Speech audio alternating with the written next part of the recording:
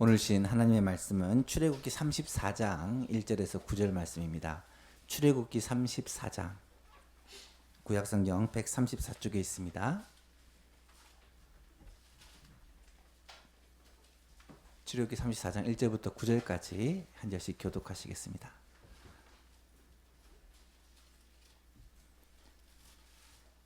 여호와께서 모세에게 이르시되 너는 돌판 둘을 처음 것과 같이 다듬어 만들라. 네가 깨뜨린 처음 판에 있던 말을 내가 그 판에 쓰리니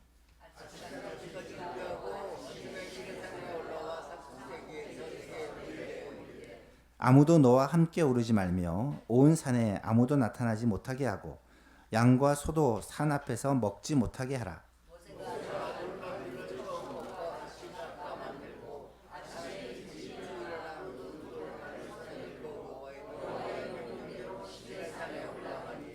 여호와께서 구름 가운데에 강림하사 그와 함께 거기 서서 여호와의 이름을 선포하실 때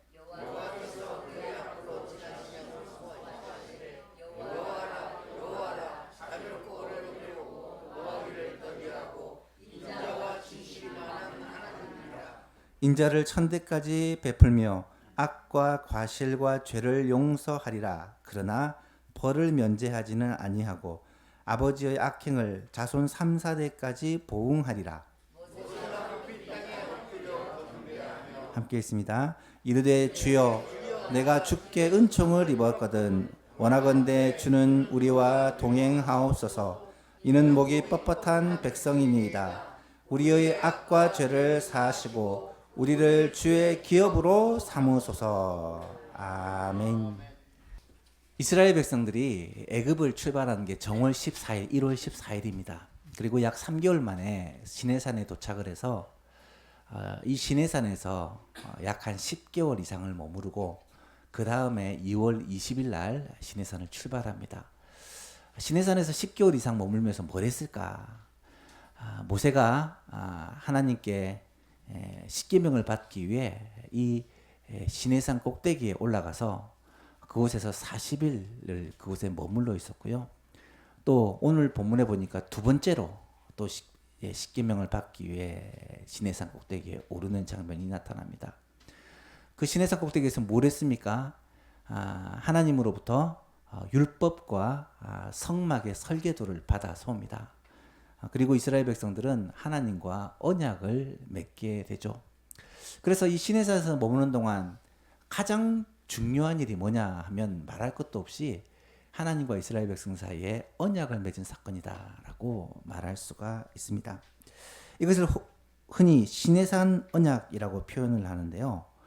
시내산 언약에 대해서 출애굽기에서는 19장부터 사실은 마지막 장까지 40장까지 이 언약을 자세히 기록을 하고 있습니다. 먼저 언약의 시기가 중요한데 언약이라면 쌍방간에 이루어지는 거죠. 우리와 우리 사이에 서로 뭐 해하지 않겠다 혹은 어떤 왕이 큰 왕에게 뭐 어떤 조공을 바치겠다 이런 약속이 언약인데 하나님과 이스라엘 백성 사이의 언약은 쌍방의 언약이 아니라 일방적인 언약인 것을 우리는 보게 됩니다. 하나님은 이스라엘 백성과 언약을 맺기 위해서 종되었던 이스라엘 백성들을 애굽에서 건져내십니다. 그것도 10가지 재앙과 하나님의 능력의 손길을 표심으로 말미암아 하나님의 은혜로 이스라엘 백성들을 그 애굽 땅에서 건져내십니다. 그리고 시내산까지 오게 하는 과정도 철저하게 하나님의 은혜죠. 사막, 광야는 사람이 살 수 없는 곳인데 그곳에서 하나님이 이스라엘 백성들을 살게 하십니다. 낮에 뜨거운 태양으로부터 구름 기둥으로 지키시고 밤에 추운 그런 사막의 날씨를 불기둥으로 그들을 지키셨습니다. 또한 먹을 것이 없는 곳에서 만나를 내리셔서 먹게 하시고 옷과 신발이 헤어지지 않도록 하나님께서 지켜주시고 보호하여 주셨습니다. 수많은 짐승들로부터 하나님이 지켜주시고 애굽에서 발생하는 그 많은 질병 가운데 하나도 내리지 않겠다고 하나님이 치료하는 하나님이다라고 자신을 선포하시기도 하셨습니다. 하나님의 은혜로 말미암아 그 광야길을 이스라엘 백성들이 3개월 동안 시내산까지 오게 하시고 이 시내산에 진을 치고 머물러 있으면서 하나님과 자기 백성 사이의 언약이 이루어지는데 이 언약이 이루어진 시점이 언제냐? 이스라엘 백성들을 구원하시고 난 후다라는 것이 중요합니다. 이 말은 언약의 내용인 십계명과 성막이 구원의 조건이 아니라는 말입니다. 이렇게 해야 구원을 해주겠다라고 하나님이 십계명과 율법을 주신 것이 아니란 말이에요. 이렇게 해야 구원하겠다라고 하나님이 이 성막에서 제사를 드리고 예배를 드리도록 명령하신 것이 아니라는 말입니다. 구원받은 하나님의 백성, 이미 건지신 하나님의 백성을 하나님께서 하나님의 새로운 윤리와 법에 따라 또 하나님께 예배하며 하나님과 교제하며 살도록 하기 위해 우리의 행복을 위해서 율법도 주신 것이고 예배도 가르쳐 주신 것이다 라는 것이 이 출애굽기가 보여주는 그 언약의 내용이라는 거죠.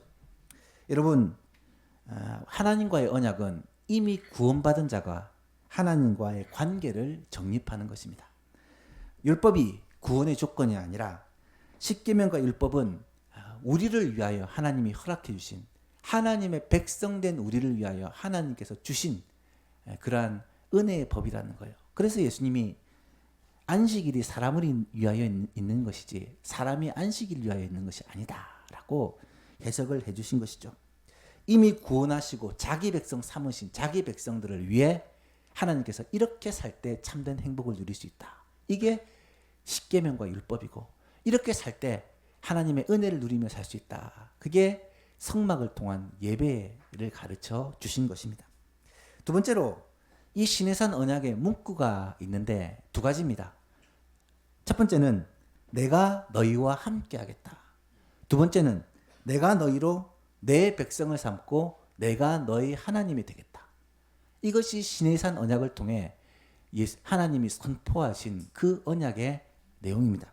문구입니다. 여러분, 이 문구만 보셔도 알 수 있죠. 이 언약은 쌍방 언약이 아닙니다. 네가 이렇게 해라. 그러면 내가 이렇게 해주겠다가 아니라 하나님께서 일방적으로 내가 너희와 함께 하겠다. 내가 내 하나님이 될 것이고 너희는 내 백성이 될 것이다. 이것은 선택의 문제가 아니라 하나님께서 정하신 법이요. 그렇게 하시겠다는 하나님의 의지가 담긴 선언입니다.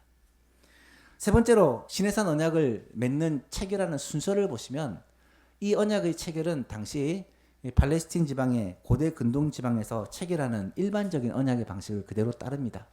먼저 관계를 규명합니다. 너희는 나의 하나님의 백성이요 하나님의 소유요 제사장 나라요 거룩한 백성이라는 이스라엘 백성들의 정체성을 하나님께서 선포를 하십니다. 왜 관계를 맺어야 되는지 왜 언약을 맺어야 되는지를 설명하시죠. 그리고 나서 대면을 합니다. 만나야 언약을 맺을 수 있기 때문에. 그래서 하나님께서 백성 가운데 임재하십니다. 그 임재하시는 장면이 굉장히 두려웠죠.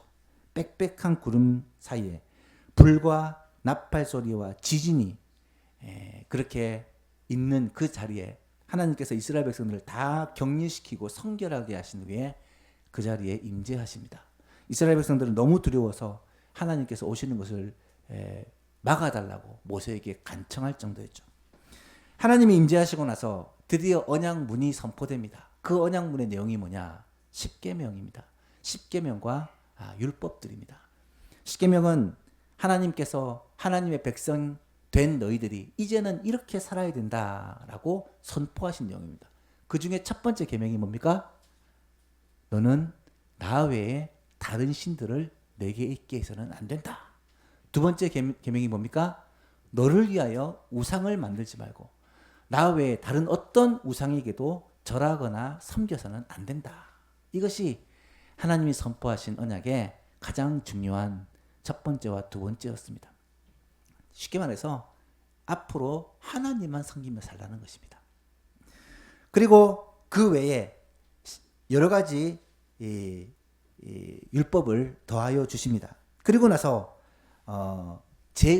제의식이라는 것은 단을 쌓고 12계둥을 세우고 번제와 화목제를 드리고 피를 뿌려 인준하는 이런 제사와 관련된 의식적인 행위들을 말하고요. 그리고 마지막으로 교제, 식사를 합니다. 온 백성에게 떡과 식사를 나누고 하나님 앞에서 먹고 마시는 그러한 일들이 일어납니다. 이것이 시내산의 언약의 과정인데 사실 오늘날 우리가 드리는 예배가 이 언약의 과정을 그대로 따르는 거예요.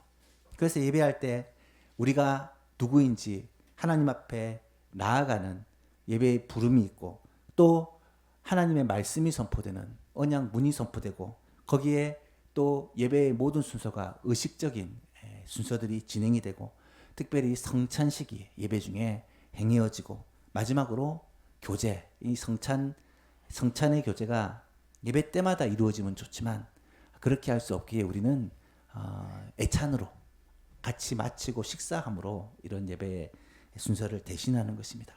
예배를 드릴 때마다 하나님이 이스라엘 백성을 그렇게 자기 백성으로 삼으신 것처럼 우리가 하나님 앞에 하나님의 백성이라는 하나님과의 관계를 다시 한번 확인하고 언약을 새롭게 하는 그런 시간들이 교회가 함께 모여드리는 예배 시간이다라는 사실을 알아야 합니다. 신해상 언약의 내용을 쭉 보시면 쉽게 말해서 크게 두 가지입니다. 율법과 성막. 율법이 20장에서 23장 사이에 기록이 되어 있고 성막이 25장에서 31장 사이에 자세히 기록이 되어 있습니다.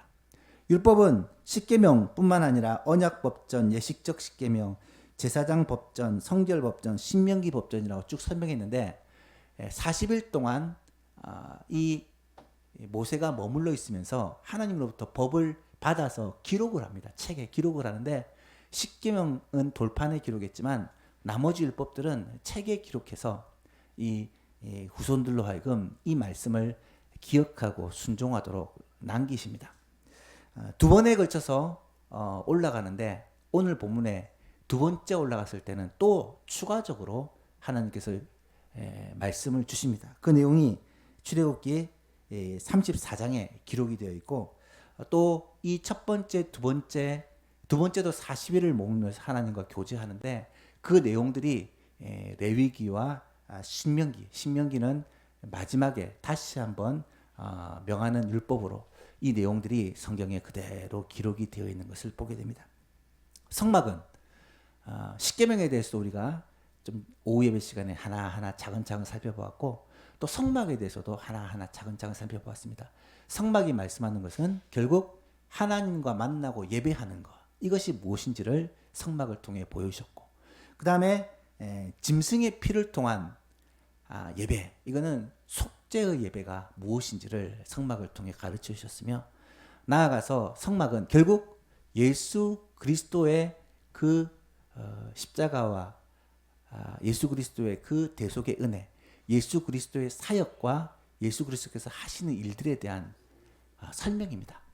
우리가 쭉 살펴보았지만 결국은 모든 성전의 기구와 성전의 제도들이 예수 그리스도를 드러내는 것이죠. 그래서 예수 그리스도의 모형과 그림자가 성막이다라고 생각하면 틀림이 없습니다.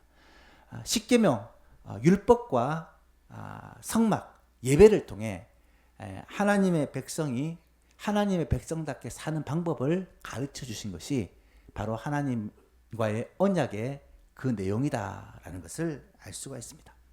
놀라운 사실은 그렇게 십계명과 성막을 받고 하나님으로부터 내려온 이 모세가 엄청난 장면을 목격하죠. 우리 지난 시간 살펴봤지만 하나님께서 모세를 향해서 지금 내가 인도하여 있는 내 백성이 망령되이 행하고 있다.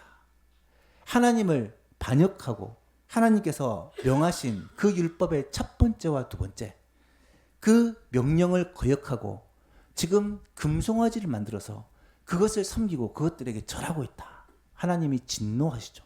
그래서 내려와서 보니까 백성들이 금송아지를 섬기고 있는 거예요. 모세는 분노하여 하나님께 받은 그 돌판을 금송아지를 향해서 던지죠.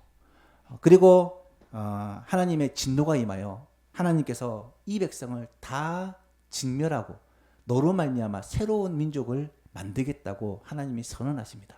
그런데 이때 모세가 하나님 앞에 기도합니다. 중보기도의 앞부분을 지난 시간 살펴보았고 32장 전체 내용이 이 모세가 한 중보기도의 내용입니다. 나중에는 자신의 이름을 생명책에서 제하여 달라고 하나님께 간청하면서 그렇게 자기 민족 백성들을 위하여 기도하죠. 하나님께서 용서하시기로 선언하시고 백성들이 하나님 앞에 회개하고 하나님의 용서가 선포된 후에 언약을 새롭게 하시는데 그 내용이 바로 오늘 본문의 내용이다라는 사실이에요.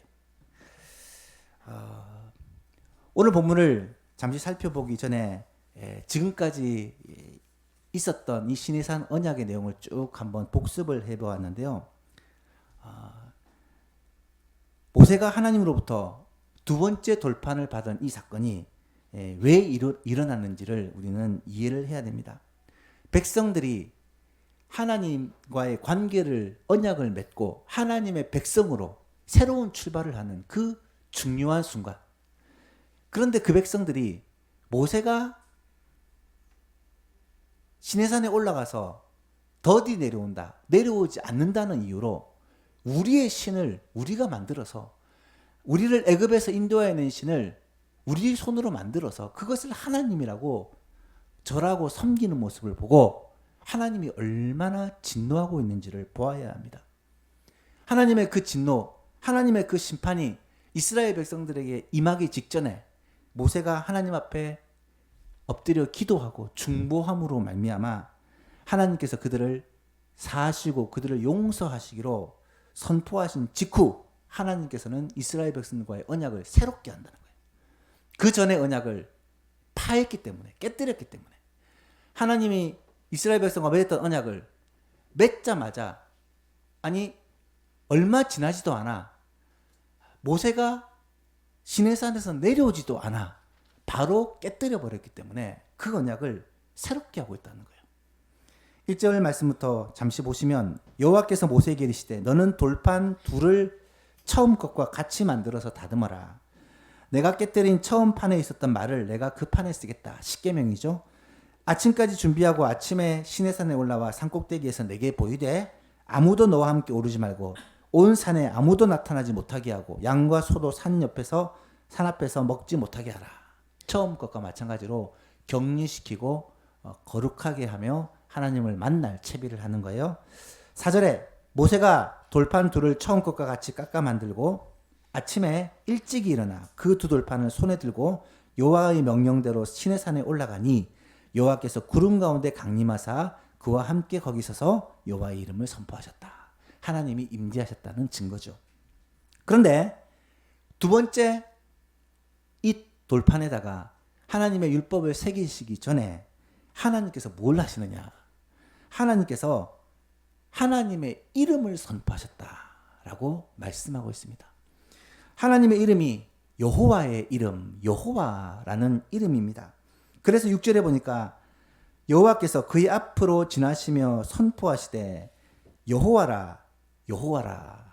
여러분, 여호와라는 이름은 특별히 하나님이 이스라엘 백성들과 언약 가운데 선포하신 이름이에요.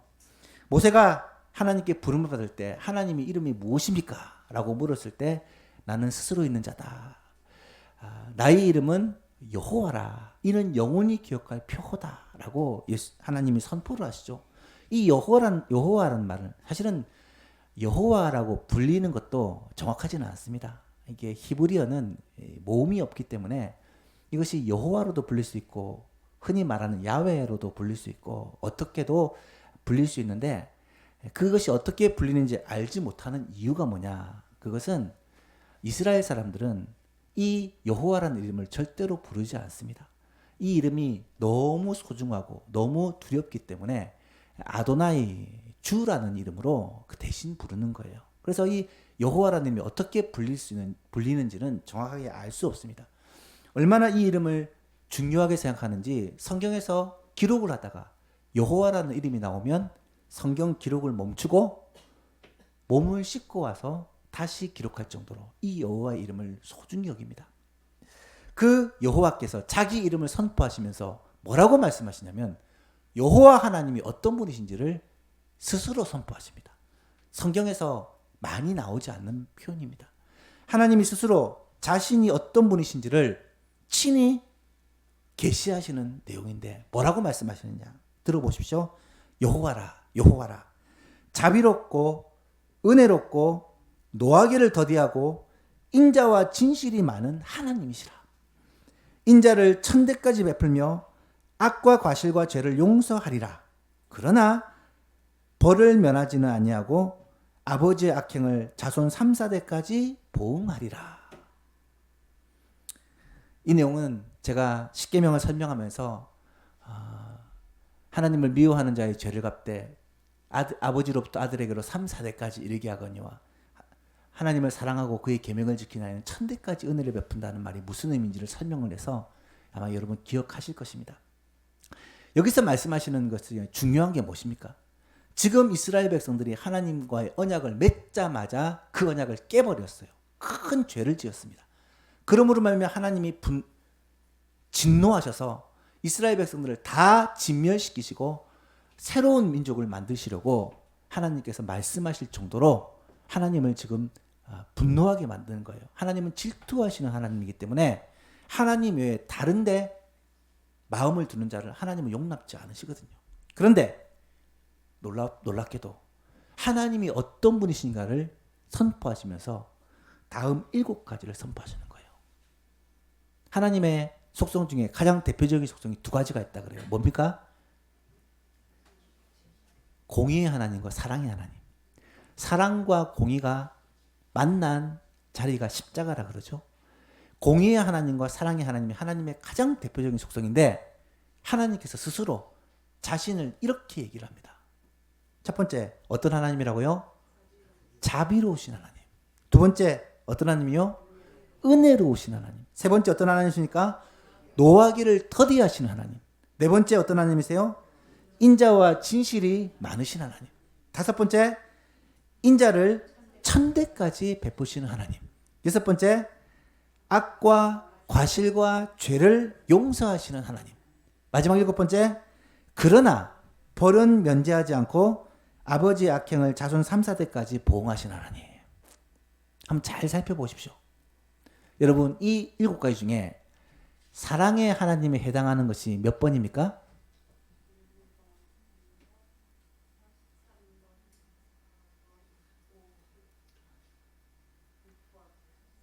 여러분 놀랍지 않습니까? 하나님은 사랑의 하나님이시고 또 공의의 하나님이신데 지금 이스라엘 백성들이 하나님과의 언약을 맺자마자 그 언약을 깨뜨리고 금송아지를 하나님으로 섬기는 그 모습을 보고 이스라엘 백성들을 진노하여 다 진멸하시기로 작정하셨던 그분이 지금 뭐라고 자신을 소개하냐면 하나님은 자비로우신 분이다. 은혜로우신 분이다. 노하기를 더디하시는 분이다. 인자와 진실이 많으신 분이다.